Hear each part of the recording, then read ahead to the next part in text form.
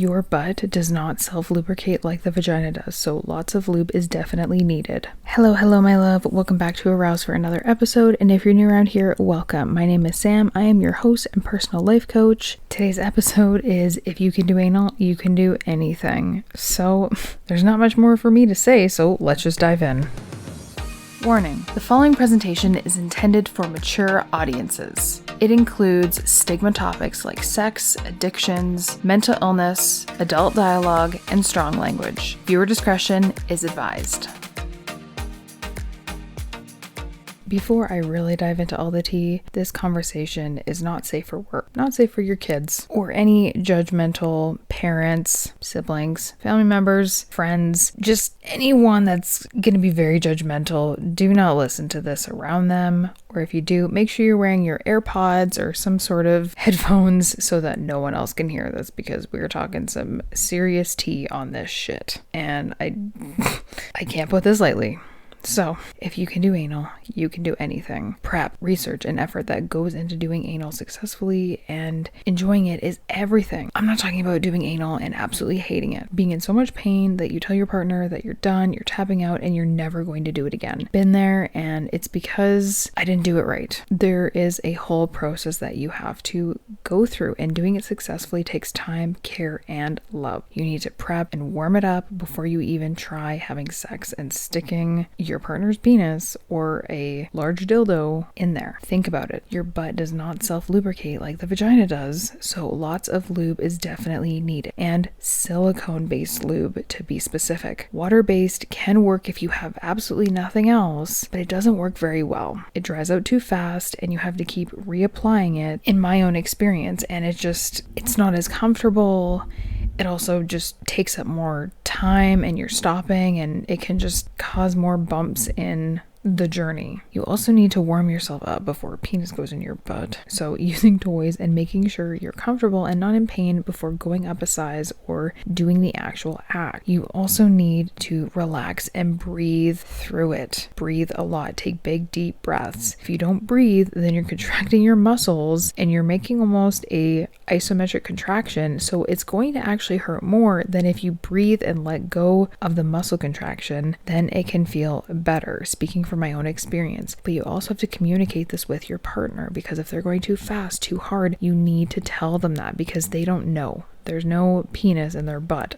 And I'm not even including the prep time to douche your butt, which some people do. I have never done this personally. I know they do this in porn before they do any anal scene, because obviously a lot of them do ass to mouth, and you're not exactly going to lick fecal matter off of a penis and sick. So they clean out their butt before they do an anal scene so they can do things like that. And some people in my life have told me about this, that they've done it. I can't speak on it myself, but it is a process, and some people don't eat for several hours or they go through a cleanse. I'm not going to say whether it's good or bad because I've never done it myself. However, if you're really worried about getting poop somewhere, you could consider this, but do your research. Bottom line is, if you go through all the steps to do anal and you do it successfully to the point where you enjoy it, and maybe you even have an orgasm. Also, just side note, butt orgasms are awesome, by the way.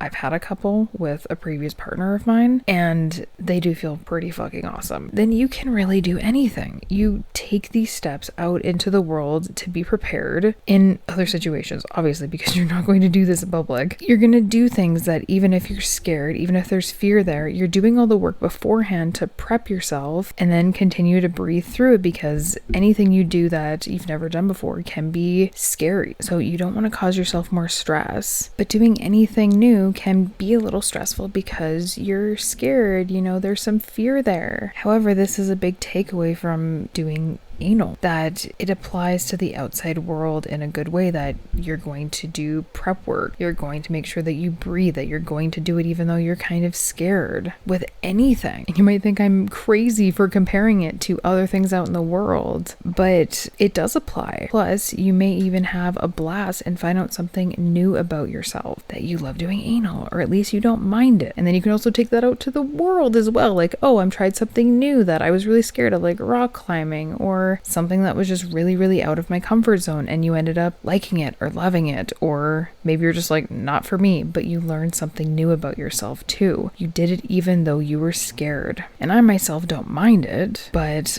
I personally only do it with someone that I absolutely trust and that I can count on. Like, there's a very limited small number of men that I've allowed to do anal with because I just don't trust a lot of the men that I've been with in general, because it's a big step. It's a big trusting exercise and it is a process. It is not like regular vaginal sex where it's easy. You just grab some lube, whether you need it or not, and it's like, boom, go to town. With anal, you cannot do that at all. Or if it does end up being like that, the woman has to do all the prep work beforehand. I encourage you to do it with someone you absolutely trust, because they can fuck up your asshole and no one wants that. I don't want that for you. There's also certain men that I have been with that their penis was just too big and I literally said, nope, not happening. And you can make those decisions just like you would if you were going to have regular sex with them and you just think their dick is a little bit too big for you. Say it, just be like, not happening, because it's your body and you can say no. Make sure that you are making these decisions from an empowered space. You are taking time to think about it in a logical way where your emotions are not flooding your mind, because when that happens, you can't make a clear decision. I have let ex-partners of mine do anal with me because, oh, I love them or whatever. And it actually wasn't a great decision because I didn't fully trust them to do that process, but maybe I felt pressured into it. And they're like, well, we're together,